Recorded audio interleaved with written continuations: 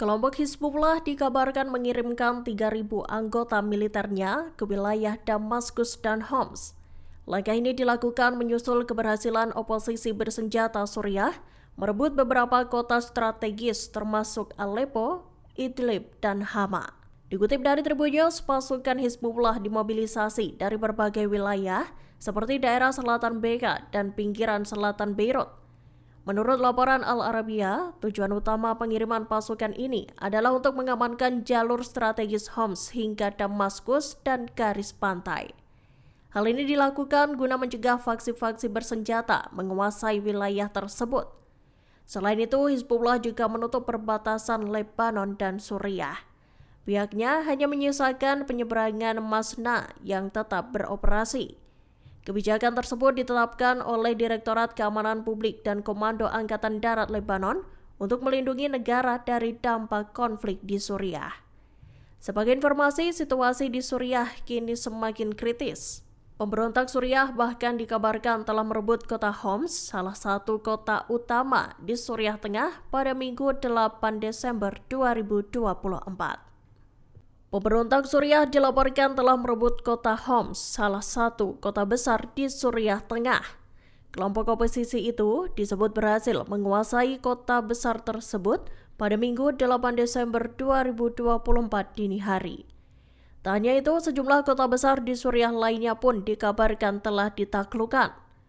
Dikutip dari Tribun News, Rami Abdurrahman, pemimpin lembaga pemantau perang oposisi, menyatakan pemberontak Suriah tengah aktif di pinggiran kota Damaskus. Mereka dikabarkan sedang bergerilya di kawasan Madamiyah, Jaramana, dan Daraya. Dilaporkan pasukan oposisi juga bergerak dari timur Suriah menuju pinggiran Damaskus di Harasta pada Sabtu 7 Desember 2024. Seorang komandan pemberontak Hasan Abdul Ghani menyatakan pasukannya telah memasuki tahap akhir serangan dengan mengepung Damaskus. Tak hanya itu, Ghani juga menyebut bahwa pasukan oposisi telah sepenuhnya membebaskan Homs, kota terbesar ketiga di Suriah. Anggota pemerintah Suriah bahkan dikabarkan telah angkat kaki dari kota tersebut. Pasukan pendudukan Israel meningkatkan serangannya di Rumah Sakit Kamal Adwan, Gaza Utara. Menggunakan drone quadcopter, pasukan Israel melancarkan serangkaian serangan yang melukai 4 staf medis. Serangan ini menyusul insiden pada hari Jumat, 6 Desember 2024, ketika tentara Israel menyerbu rumah sakit tersebut. Dalam aksinya, pasukan Zionis mengusir paksa staf medis hingga pasien. Tak hanya situasi rumah sakit saja yang kacau, ternyata sniper Israel juga menarget ambulans yang tengah beroperasi. Dikutip dari Palestine Chronicles, dalam rekaman yang beredar, tampak sebuah mobil ambulans diserang oleh tembakan-tembakan. Ambulans tersebut ditembaki di depan rumah sakit Kamal Adwan. Terlihat peluru-peluru sniper Israel menyasar bagian kaca depan ambulans dan juga ban. Mirisnya, sang pengemudi masih berada di dalam mobil ambulans tersebut.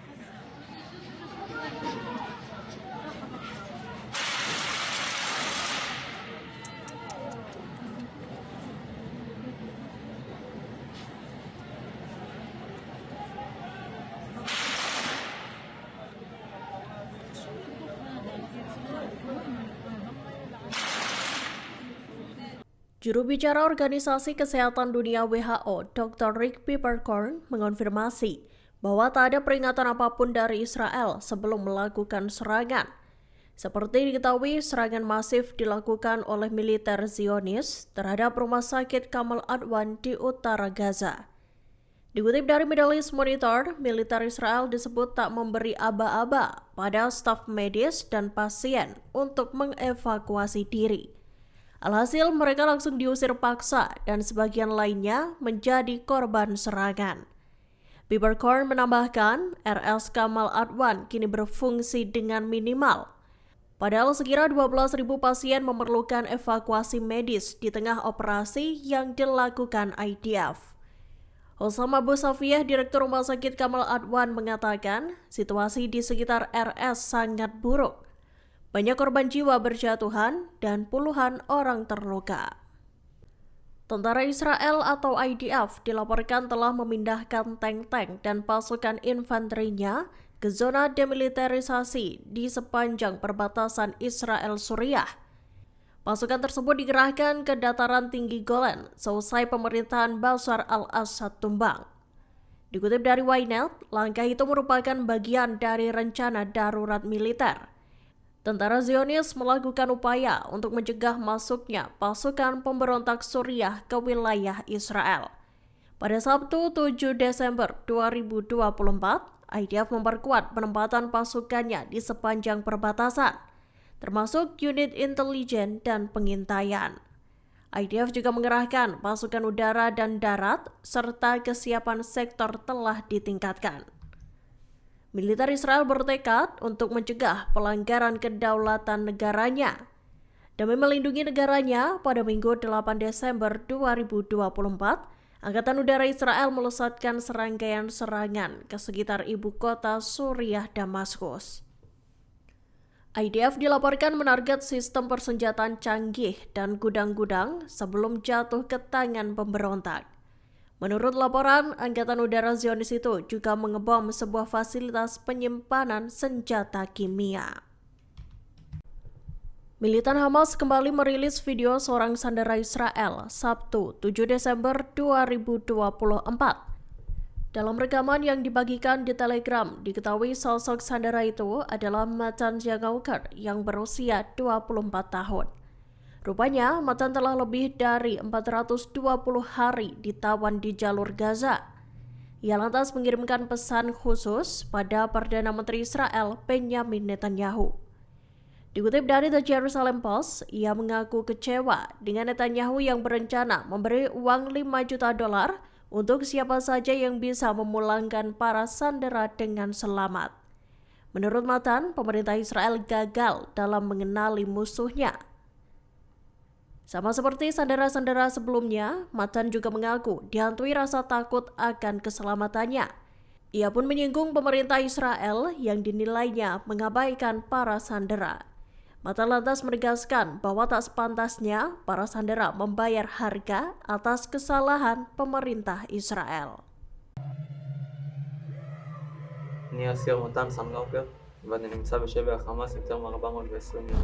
לראש הממשלה, שמעתי על התוכנית החדשה שלך להחזיר אותנו חזרה לבית. שמעתי שהבטחת לכל אחד שמסגיר אחד מאיתנו $5 מיליון ויציאה בשלום מהרצועה. אני מאוכזב מאוד. עכשיו אני בטוח שאתה לא מכיר את האויבים שלך ואתה לא יודע את כוונתם. זה הכישלון שלך ושל הממשלה שלך מ-7 לאוקטובר. השומרים שלנו הודיעו לנו על ההנחיות החדשות ואנחנו מאוד מפחדים. אני וחבריי חוששים מאוד לחיינו. אנחנו מתים בכל יום 1,000 פעם, אף אחד לא מרגיש בנו.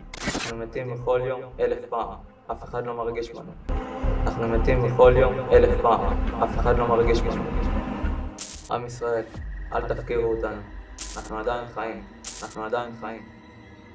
אנחנו רוצים לחזור בשלום, לפני שנשתגע. הבידוד הורג והחושך מפחיד. זה לא הוגן שנשלם על הטעויות שהממשלה שלנו עשתה. הגיע הזמן לשים קץ לעיניים שלנו. אמא, אני צופה בך, אני שומע עלייך הרבה. אני יודע על מה, אני מבין את הדברים שאת עושה. אני שומע על הפעולות שאת מבצעת. אני מאוד שמח לשמוע שאת בסדר. אני מקווה לראות אותך שוב בקרוב, כשניפגש. אני מקווה לשבת איתך שוב תחת שולחן, לאכול איתך, לדבר איתך, לשתות איתך.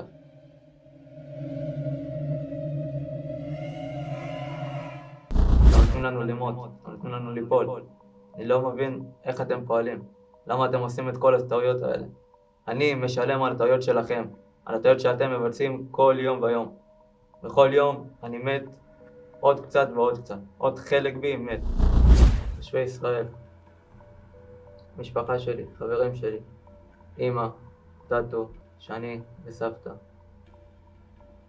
הממשלה שלנו הפקירה אותנו, וממשיכה להפקיר אותנו יום אחרי יום. אני מקווה שאתם עושים כל שביכולתכם כדי לשנות את המצב, כדי להחזיר אותי ואת שאר האסירים, חיים ובריאים, חזרה אליכם. החיים ברצועה לא קלים. אנחנו חיים בחוסר מזון, חוסר שתייה, חוסר תרופות. אנחנו חיים עם חולדות, בכבישים וחיות אחרות. החוסר בהיגיינה משפיע עלינו קשות. אנחנו נמצאים עם מחלות עור ומקסקסים. אין לנו סבון. אני מבקש מכל עם ישראל לצאת, להפגין מול בית ראש הממשלה. לא לתת לו לישון, אפילו לא דקה. אנחנו סובלים. מן הראוי שהוא יסבול כמונו, הוא והמשפחה שלו. אני מקווה שבקרוב שוב נתאחד. אני לא יודע למה זה לקח כל כך הרבה זמן. למה אין הסכם? למה אנחנו עוד כאן? אל תשכחו אותנו. Download Tribun X sekarang, menghadirkan lokal menjadi Indonesia.